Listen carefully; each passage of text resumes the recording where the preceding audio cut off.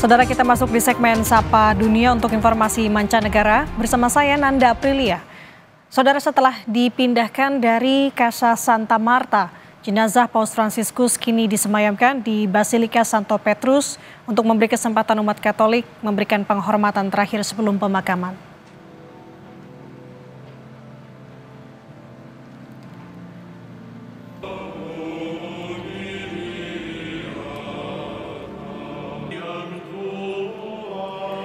Jenazah Paus Fransiskus yang terbaring dalam peti terbuka dibawa dari kapel Casa Santa Marta, kediamannya selama menjalani misi kepausan di Vatikan, ke Basilika Santo Petrus.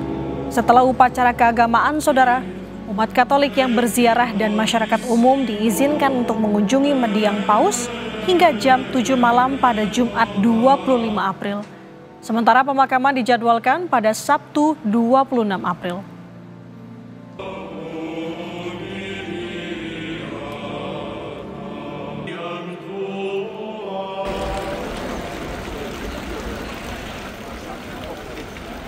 Basilika Santa Maria Maggiore akan menjadi tempat peristirahatan terakhir pemimpin tertinggi Gereja Katolik sekaligus Kepala Negara Vatikan, Paus Fransiskus. Dalam pesan yang ia tulis Juni 2022, Paus Fransiskus minta agar ia dimakamkan di Basilika Santa Maria Maggiore di Roma, Italia. Basilika Santa Maria Maggiore adalah salah satu dari 4 basilika kepausan di Roma, sekaligus gereja Santa Maria terbesar di kota itu.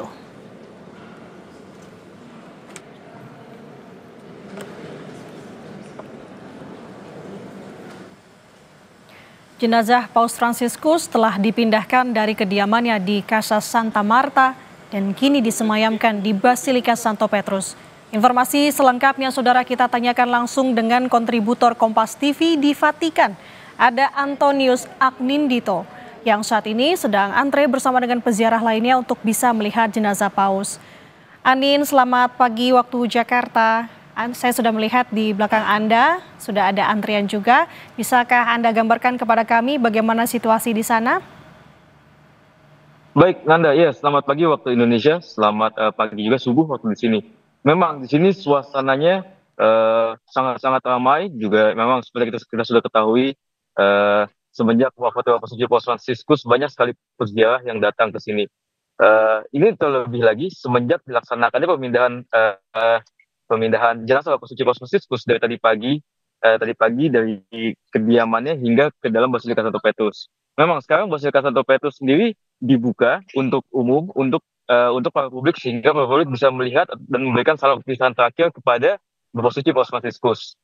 Seperti yang sudah saya sampaikan sebelumnya, hari ini dibuka dari jam 11, namun sebelumnya saya sampaikan bahwa dibuka sampai jam 24. Tetapi karena sekarang ini ada animo yang sangat besar, membludak,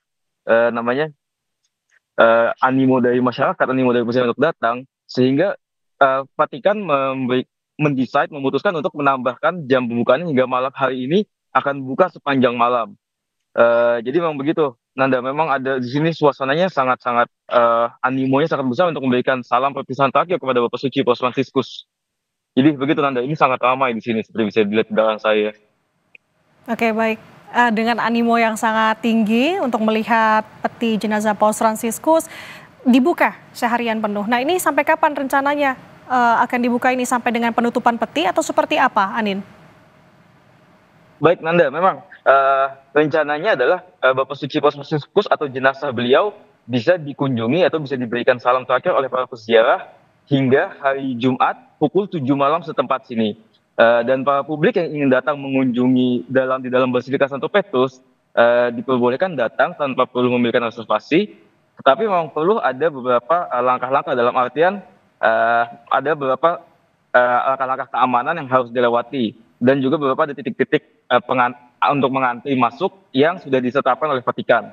Jadi di sini selama ini saya sudah mendapatkan informasi dari relawan setempat bahwa ada tiga utama titik untuk memasuki Basilika Santo Petrus. Yang pertama ada di sebelah utara, yang lain ada di sebelah tengahnya melalui Via della Conciliazione, yang sisi lainnya adalah di sisi seberangnya utara, sisi selatan.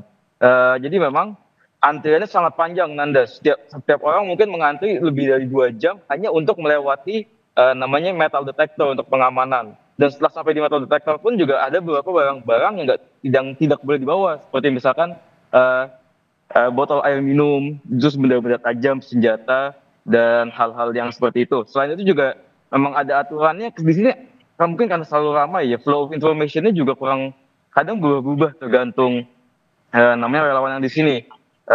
Tapi dari informasi yang saya dapatkan, memang tidak boleh juga membawa tripod ke dalam basilika, kecuali memiliki izin khusus. Jadi memang orang-orang dan para peziarah yang datang ke sini, sebagian besar tidak membawa benda-benda tersebut, karena memang tidak boleh. Tadi juga di luar botol-botol semua disita, botol besi maupun botol plastik. Begitu, Nanda.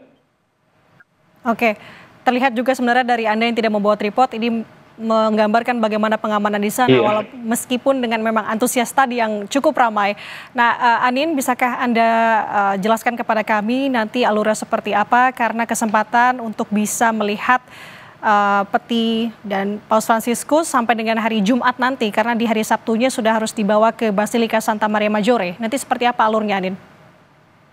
Iya, betul. Memang untuk para setiap publik atau peziarah yang ingin datang mengunjungi Basilika Santo Petrus untuk berikan salam terakhir kepada Bapak Suci Paus, alurnya adalah pertama memang harus mengantri melalui titik-titik yang tadi saya sebutkan itu. Ada kurang lebih 3 atau 4 titik utama. Titik itu melalui yang salah satunya ada di pintu utara, selain itu di pintu utama depan melalui Via della Conciliazione, dan di sisi selatan. Begitulah informasi yang saya dapatkan. Memang di situ ada antriannya sangat-sangat panjang, Nanda. Kurang lebih bisa sampai 2 jam hanya untuk mengantri masih di luar. Baru setelah masuk ke dalam melalui metal detector, itu ada pengamanannya tadi saya sudah sampaikan. Setelah itu juga di dalam masih mengantri lagi, Nanda. Jadi kurang lebih memang karena animo sangat-sangat luar biasa. Dan ya kurang lebih mungkin dari pertama kali datang hingga sampai di depan jenazah Bapak Suci Paus Fransiskus, mungkin kurang lebih butuh waktu 2-3 jam. Begitu, Nanda, untuk para peziarah yang ingin mengunjungi. Animo luar biasa dari masyarakat untuk bisa melihat peti jenazah Paus Fransiskus di Basilika Santo Petrus. Terima kasih kontributor Kompas TV di Vatikan, Antonius Anindito, melaporkan dari sana. Sehat selalu, Anin.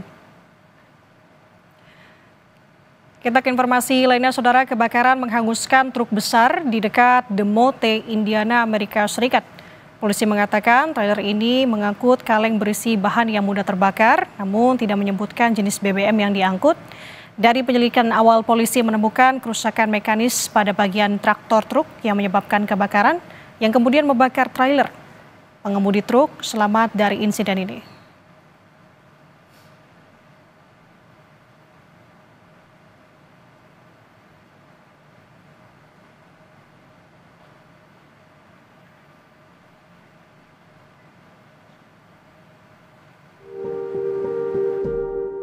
Kabar duka tersiar dari Vatikan.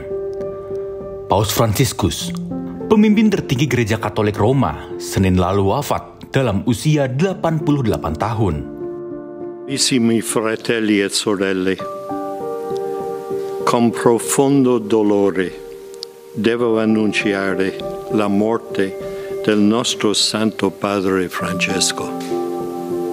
La sua vita tutta intera è stata dedicata al servizio del Signore e della sua Chiesa.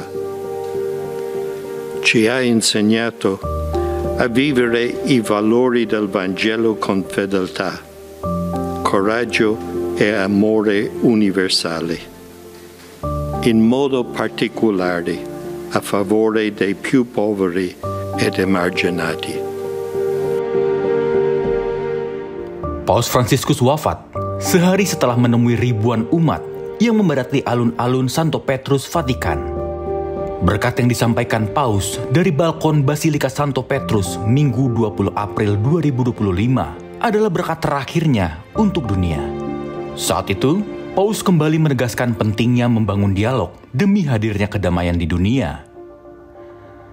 Kesederhanaan dan kerendahan hatinya menjadikan Paus Fransiskus sebagai sosok populer di seluruh dunia.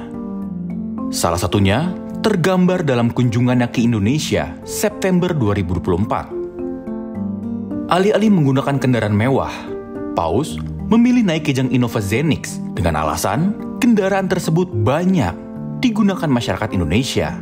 Kesederhanaan memang tak terlepas dari keseharian Paus Fransiskus. Jadi beliau itu agung, mulia, bukan karena kekuasaan yang beliau punya sebagai kepala negara. Itulah yang sungguh-sungguh menarik, karena di zaman sekarang ketika orang berlomba-lomba, bersaing, bahkan berlomba-lomba untuk mencari kekuasaan, beliau justru sebaliknya ingin menunjukkan bahwa jabatan itu bukan untuk diduduki, tetapi untuk dipangku. Selama melayani, Paus Fransiskus banyak melakukan terobosan. Paus menggunakan kepausan untuk mengedepankan pesan pastoral tentang inklusi radikal, suara untuk kelompok terpinggirkan dan kaum miskin. Kerukunan dan solidaritas juga tak lepas dari perhatian Paus. Saat di Indonesia, Paus Fransiskus bahkan memuji semboyan Bhinneka Tunggal Ika. Che ospitate la più grande miniera d'oro del mondo, sappiate che il tesoro più prezioso è la volontà che le differenze non diventino motivo di conflitto, ma si armonizzano nella concordia e nel rispetto pacifico. L'armonia, questo che voi fate. Bhinneka Tunggal Ika, uniti nella diversità. Grazie. Sepanjang pelayanannya, Paus Fransiskus meninggalkan banyak sekali warisan pemikiran. Salah satunya, pandangan Paus soal korupsi. Kata-kata Paus Fransiskus itu tidak untuk bangsa Indonesia, tetapi untuk korupsi pada umumnya. Luka-luka bernanah.